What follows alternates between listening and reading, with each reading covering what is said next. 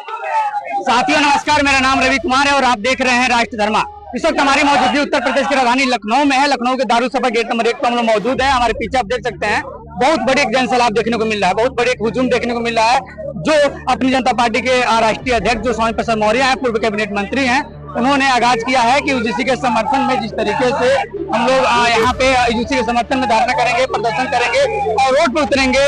लोगों से बातचीत करूंगा और समझूंगा कि यूजीसी के समर्थन में लोग क्या कह रहे हैं। क्या नाम है भाई? कहाँ है? समर्थन में है। आपके नेताजी कहाँ है? कहाँ आ गए? नहीं, अभी नहीं आए। अभी भेदभाव हो रहा है? भेदभाव हो रहा है? अभी हो रहा है। अभी भी भेदभाव हो रहा है? हाँ हो रहा है। हाँ, यूजीसी के समर्थन में आप लोग यहाँ धरना प्रदर्शन कर रहे हैं, क्या कहेंगे? देखिए ये जो हमारे नौजवान छात्र हैं, चाहे वो पीएचडी स्कॉलर हो, चाहे इंजीनियरिंग से हो, जो इस समय का जो डाटा है एनसीआरबी का डाटा है, 13,000 अब तक के जो है 5 साल में 13,000 बच्चों को मजबूर किया है आत्महत्या करने के लिए।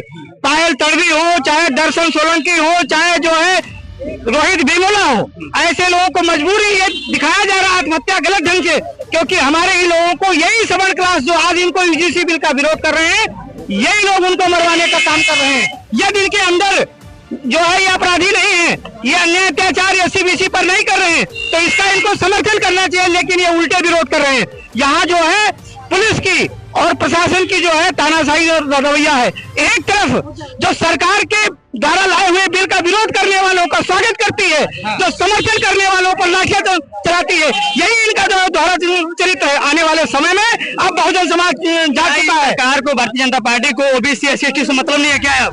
इसको जो है ये गुमराहियत की उसमें रहे, उनको मतलब कुछ नहीं है। वो तो केवल जो है धर्म के आड़ पर, अंधविश्वास के आड़ पर, मंदिर मस्जिद के नाम पर गुमराह करके वोट ले लेते हैं। लेकिन अब इस बार 27 में होने वाला नहीं है। स्वामी प्रसाद मौर्य के सैनिक एकदम तैयार हो चुके हैं। अभी तो एक झलक है, गाँव में देखिएगा उफान आएगा।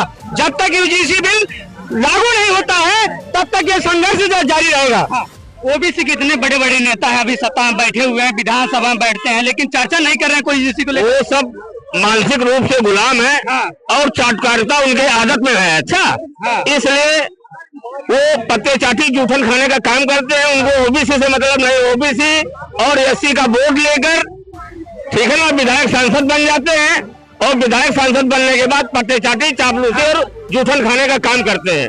हम लोग माननीय स्वामी प्रसाद मौर्य के निर्देश में, आदेश में, उनके आह्वान पर पूरे प्रदेश में यूजीसी के समर्थन में अभी तो हम लोगों ने लखनऊ घेरा है। प्रदेश के कोने कोने में एक सड़क घेरेंगे, बड़ा आंदोलन करेंगे और ये संकल्प लिया है कि 2027 में इस भारतीय जनता पार्टी की सरकार को जड़ से उखाड़ कर फेंकने का संकल्प लिया। देश के यशस्वी प्रधानमंत्री अपने आप को भी ओबीसी बताते हैं, लेकिन ये नियम चाहे तो रातों रात लगा देंगे। बहुत ऐसे नियम रातों रात लगे हैं, लेकिन क्या लग रहा है यहाँ देश के प्रधानमंत्री ये नियम लागू नहीं चाहते हैं। देखिए, आप सभी विद्वान हैं, आपकी जो मीडिया है ये लोकतंत्र का तीसरा स्तंभ कहा जाता है, चौथा स्तंभ कहा जाता है। आप भी समझ रहे हैं इनकी कथनी और करनी में कितना बड़ा अंतर है। अब बहुजन समाज जाग चुका है। हमारे बहुजन महापुरुषों ने जो कहा था कि हक मांगने से नहीं मिलेगा तुझको, चढ़ के सीने पर जो गर्दन दबा सको तो चलो। तो इसी तरह से हम स्वामी प्रसाद मौर्य जी के निर्देशन में, उनके नेतृत्व में हम पूरे देश में ये जनजागरण और ये आंदोलन शुरू किया है। और जब तक हम ये बहुजनों का हक प्राप्त नहीं कर लेते, ये आंदोलन रुकने वाला नहीं है। हम लेकर रहेंगे, चाहे वो यूजीसी हो, चाहे वो शिक्षा का हो, चाहे वो बेरोजगारी का हो, चाहे किसानों का, जितने भी मुद्दे हैं, हम सारे अधिकार जबरदस्ती छीन करके कोई सरकार को बेदखल करने का काम करेंगे। देश की आजादी लगभग 76 से 77 साल हो गए, लेकिन अभी भी भेदभाव समाज से जा नहीं रहा। कब तक खत्म होगा भैया? मनुवाद जब तक जिंदा रहेगा तब तक भेदभाव नहीं खत्म होगा। जब तक मनुवाद जिंदा रहेगा। मनुवाद जिंदा है, बिल्कुल जिंदा मनुवाद है। मनुवाद की विचारधारा के लोग सुप्रीम कोर्ट में बैठे हुए हैं, हाई कोर्ट में बैठे हुए हैं। जो भी कोई मुद्दा होता है सुप्रीम कोर्ट और हाई कोर्ट में जाके लंबित हो जाता है। वहाँ पे SC ST और OBC 85% की जनता को अधिकार कहाँ मिलता है? अब जनसंख्या के जितनी इसकी हिस्सेदारी उसकी भागीदारी और जनसंख्या, मान लीजिए समाज पढ़ाई लिखाई नहीं करेगा तो कैसे आगे बढ़ेगा? निकाल लीजिए ना, 85% लोग हैं, सारी चीज का सर्वे करा सकते हो। 85% में अगर 80% लोग पढ़े लिखे ना निकले तो गुलामी करूंगा मनुवाद की। हाँ, ये लोग समाज आपके सामने नहीं आ रहा है ना महाराज? समाज सामने और कैसे आएगा? 10-12% लोग रोड पे खड़े होते हैं, धरना करते हैं, इसी बिल को रोकवा देते हैं, लेकिन 80-85% लोग कुछ नहीं कर पा रहे हैं। दिक्कत यहाँ पे आती है कि हम लोग जो है मेहनत का खाते हैं, ठीक है, मेहनत का कमाते हैं, ठीक है, लेकिन जितने भी 15% के लोग हैं, ये चापलूस चालाक चतुर टाइप के लोग हैं, चालाक चतुर टाइप के लोग हैं, ये लोग सिर्फ अपनी ताकत को 15% को बताते हैं, 35% जनसंख्या को बढ़ा के लेके आते हैं, जनसंख्या पर ध्यान की कोशिश करते हैं, लेकिन सच्चाई सबको पता है। अभी सुप्रीम कोर्ट में विचाराधीन है भैया, क्या लग रहा है मैं ये जो इसी बिल लागू हो पाएगा?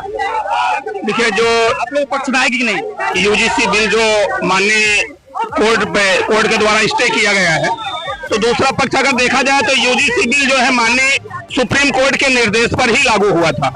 यही तो सोचनीय प्रश्न है कि जब सुप्रीम कोर्ट के निर्देश पर यह बिल लागू हुआ और सुप्रीम कोर्ट ने यह सर्वे कराया कि जातीय भेदभाव, जातीय हिंसा विद्यालयों में 118% बढ़ गया है, इस पर चिंता व्यक्त करते हुए माननीय सुप्रीम कोर्ट ने रोक लगाने के लिए ये UGC बिल लागू कराया, लेकिन दूसरी तरफ जो है रोक दिया गया। इसका सीधा मतलब है कि UGC का सही पक्ष भारतीय जनता पार्टी द्वारा जो नामित अधिवक्ता है सुप्रीम कोर्ट में, उन्होंने UGC के पक्ष में सही बातें जो है माननीय कोर्ट को नहीं अवगत कराया। कहने का तात्पर्य यह है कि ये सब भाजपा की सोची समझी साजिश है। चुनावी लॉलीपॉप तो नहीं है ये चुनावी लॉलीपॉप किया जा रहा है, इस पे ये लॉलीपॉप किया जा रहा है। सरकार लागू करना चाहे तो रात लागू कर देगी, बहुत देश दुनिया में नियम लागू हुए। भाई, सरकार को अगर लागू करना था तो माननीय सुप्रीम कोर्ट ने तो निर्देश दे दिया था ना। अगर माननीय सुप्रीम कोर्ट ने दोबारा उस पर स्टे किया तो भाजपा सरकार का जो वकील है सुप्रीम कोर्ट के, उनको UGC के विषय में सही बात माननीय न्यायालयों को अवगत कराना चाहिए, लेकिन सारे के सारे बड़े बड़े अधिवक्ता जो है वो सब मौन रहे। और यही इतना नहीं, जो मुख्य विपक्षी पार्टियां हैं वो भी इस पर मौन है, वो भी जो है सिर्फ बहुजनों का वोट तो लेना चाहती है, लेकिन बहुजन समाज के सम्मान में वह जो है बहुजन समाज की लड़ाई को लड़ने के लिए सड़क पर नहीं उतर रही। क्या नाम भाई? भैया, यहाँ पर जितनी पब्लिक है उससे ज्यादा यहाँ पुलिस लगा दी गई है। देखिए कितनी पुलिस लगी है, आगे दिखाइए। विधानसभा चल रहा है, विधानसभा चल रहा है, लेकिन भाई कितनी पुलिस लगी है। UGC हम दलितों को परेशान किया जा रहा है, पूरे देश में परेशान किया जा रहा है।